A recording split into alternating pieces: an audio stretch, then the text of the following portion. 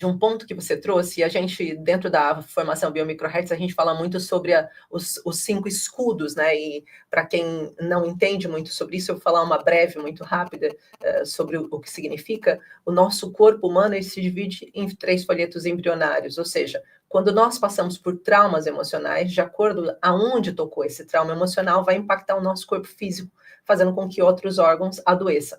E um desses pontos que acaba fazendo a ansiedade acontecer muito são 2 estados, sobrevivência e impotência. O estado de sobrevivência, por exemplo, Sofia, ele afeta diretamente a área pulmonar, fazendo a gente ter bronquite, sinusite, rinite, fazendo a gente entrar em estado de sobrevivência. São crises de ansiedade, por exemplo, que fica, parece que está me faltando ar, eu estou sentindo que eu não corro, eu preciso respirar. E, ao mesmo tempo, aquelas gripes recorrentes que vão acontecendo em todo o tempo, ou situações em que eu desperto a minha energia emocional, ligado a isso, para mim é muito difícil, eu acho que eu vou morrer se eu fizer isso.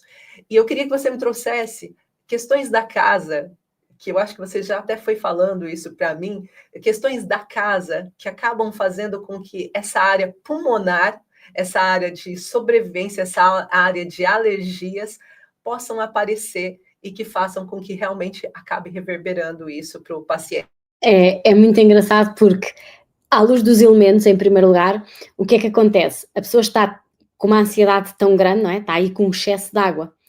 E porquê é que ela sente falta de ar? Porque o metal que produz a água está ali a dar ao pedal, não é?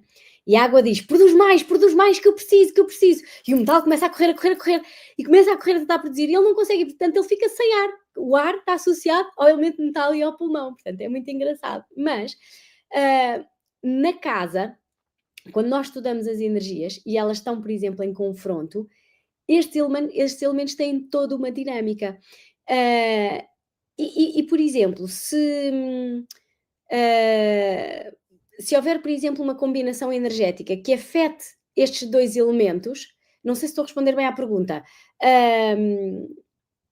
eles automaticamente vão fazer isso. Por exemplo, imaginemos que num setor onde nós devíamos ter a casa toda organizada, limpa, decorada, sei lá, com o elemento água e o elemento metal, que são os azuis, os brancos, os cristais, os vidros, aquelas divisões assim mais cleans e muito agradáveis. Mas vamos imaginar que em vez disso, que era o que lá deveria estar, a senhora decidiu pintar as paredes de encarnado, aquilo tudo, e muitas velas, muito ativo, tudo cheio, assim, muito intenso. Ora, esse excesso de fogo, não é? O que é que ele vai fazer? Vai fundir a energia de metal que lá deveria estar, não é? Ou que lá está. E ao fundir, o metal que quer produzir a água e as emoções, não consegue. E a água volta-se para ele e diz assim, então, tu não produzes, estou aqui à espera. Ele diz, não consigo, estou completamente derretido. E a água começa a ficar em ansiedade. E depois é muito giro também na casa das pessoas, porque as casas vão emitindo sinais. E geralmente, quando as pessoas estão nesse estado de ansiedade, depressão e de burnout, o que é que pode acontecer e que chama a atenção de todos para além da acumulação? Problemas com água. Exemplo, inundações, umidades, bolores. E há outra coisa que é quando a tinta da parede começa a ganhar bolhas e depois aquilo faz quando a pessoa rebenta e deita cá para fora.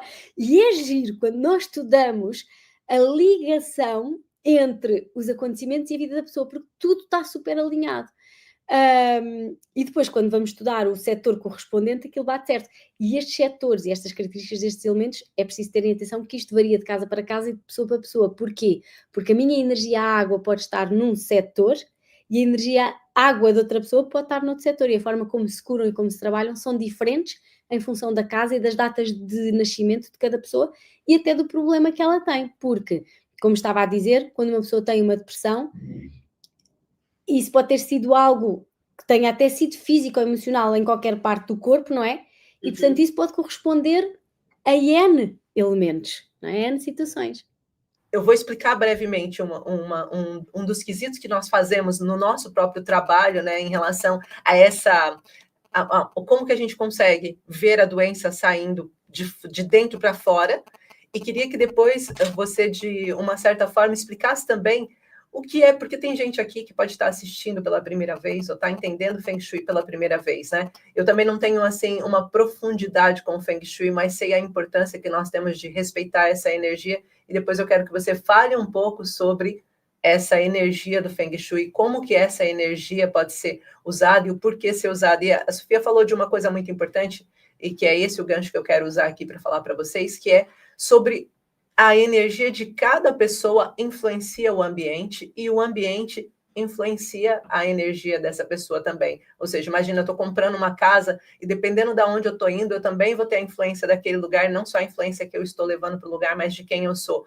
Por isso, algo tão individualizado, né? Às vezes, né, Sofia, da gente conseguir ver pormenores e melhorar essa qualidade através de um diagnóstico mais assertivo, individual. E a mesma coisa que a gente fala quando a gente fala da terapia biomicrohertz, a gente conseguir identificar quais são as áreas, porque a ansiedade e depressão, elas não são todas iguais. Engana-se quem pensa. Tem pessoas com crises de ansiedade que só dão para chorar, tem pessoas com crises de ansiedade que dão para ficar quietas, e eu tenho outras com ansiedade que ficam extremamente explosivas, irritadas, que ficam, né, que teriam ali a parte do fígado mais colérico, mais exposto, né, para essa pessoa. Então, cada pessoa ela vai ter um tipo de reação sintomática e física de dentro para fora, de acordo com a área, a percepção do trauma que ela passou. Então, se eu passei por um trauma emocional, a Sofia estava falando aí de inundações, de fungos, né, na casa, de mofo, né, na casa, e eu estava lembrando que a maior parte das pessoas, quando sai de uma catástrofe humanitária, por exemplo, uma enchente de água, vão passar por um escudo de sobrevivência, vão adquirir alergias, vão adquirir processos de pneumonias, vão adquirir processos mais densos, e elas foram inseridas nesse ambiente, elas não estavam, né, porque veio a catástrofe natural que inseriu elas nesse ambiente.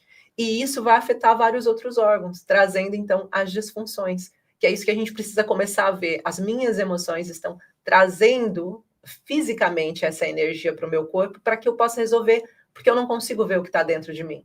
E eu não sei resolver o que está dentro de mim. Muitas vezes nós não tivemos esse estudo, essa escola, mas conseguimos resolver o que está fora. Se eu tenho um braço doendo, eu vou procurar o que está acontecendo com o meu braço, que ultimamente eu estou com dor no braço, né? Se eu tenho o meu coração, tenho sentido do meu coração em taquicardia, eu vou procurar saber o que é.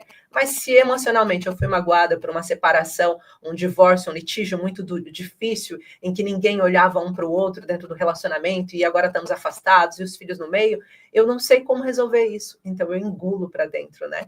E aí, o que eu queria que a Sofia trouxesse com toda a sua expertise como mestre de Feng Shui, é que falasse um pouquinho, Sofia, sobre essa questão, o que é o Feng Shui, como que a gente pode olhar para o Feng Shui para melhorar também a nossa saúde emocional, ou seja, de fora para dentro, e o que a gente pode, com pequenos gestos, fazendo na nossa casa, conseguir harmonizar, pelo menos, essa situação dentro dessa área da saúde mental. Essa seria a minha pergunta para você.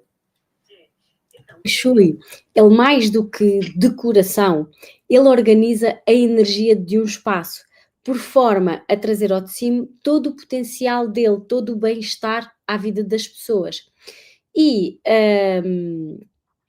quando nós estamos, por exemplo, a colocar as coisas numa casa, é muito importante que nós coloquemos, por exemplo, coisas que são agradáveis, coisas que nos façam sentir bem. Porquê? Porque como a casa é o espelho de quem lá vive, tudo aquilo que eu vou colocar na casa, aquilo vai ser projetado em mim. A segunda parte era para você falar de pequenas coisas que a gente consegue ver, que a gente arrumando na casa, a gente consegue melhorar de fora para dentro para não estar reverberando tanto na nossa saúde. Ok. Então, há várias coisas que se podem fazer. Uma delas, e que eu digo sempre, é termos uma comunicação positiva, não só connosco, mas também com a própria casa. E eu não estou a dizer para as pessoas irem falar para as paredes. Podem, não tem mal nenhum.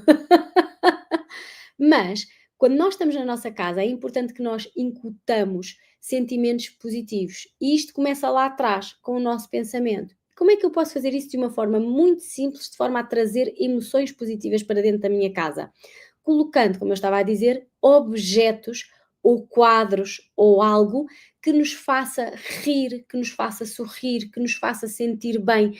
E as pessoas esquecem-se muito deste detalhe, porque eu entro em centenas de casas das pessoas e não só elas muitas das vezes são desprovidas de objetos decorativos, como muitas vezes nós temos uma mesa e em cima uma jarra atirada, não há beleza ali, não há o culto do belo, e nós precisamos na nossa vida de ter esta energia de contemplação, de valorização, de reconhecimento, porque isso de alguma forma vai-nos fazer com que nós nos sintamos bem e que também atraiamos situações que nos respeitam, que nos valorizam, que nos tragam um reconhecimento, porque muitas das vezes as pessoas que começam a entrar em processos de depressão e de ansiedade são também pessoas que estão num estado de vitimização muito profundo.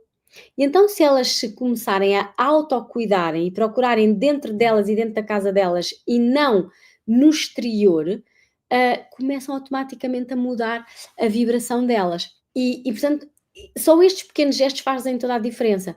Depois, manter a casa arrumada. Quando eu digo arrumada, não é, como estávamos a falar há pouco, de ser extremamente imaculada. Não, mas com ordem. E muitas das vezes eu entro em casa das pessoas, primeiro um monte de sapatos à porta, depois é sacos e saquinhos por todo o lado, nós queremos circular, aquilo é uma bagunça. Na cozinha guardam coisas que não têm nada a ver, no quarto coisas. Aquilo tudo não tem eira nem beira, aquilo não é agradável. E as pessoas hoje em dia preocupam-se muito pouco com o conforto do lar. Ainda que na pandemia, muitas despertaram e perceberam o quão o conforto do lar é importante na vida delas. Portanto, isso seria fundamental. E depois, com a ajuda de um profissional, é crucial nós colocarmos os objetos no sítio certo. E os objetos pode ser desde a cama, uma secretária, um sofá, o sítio onde eu leio, o sítio onde eu ouço música, o sítio onde eu faço os meus treinos, as cores que eu uso, que às vezes muitas pessoas às vezes pensam, o Feng Shui tem que ir remodelar a casa toda. Não, às vezes é pegarmos nos nossos objetos e pô-los no sítio certo.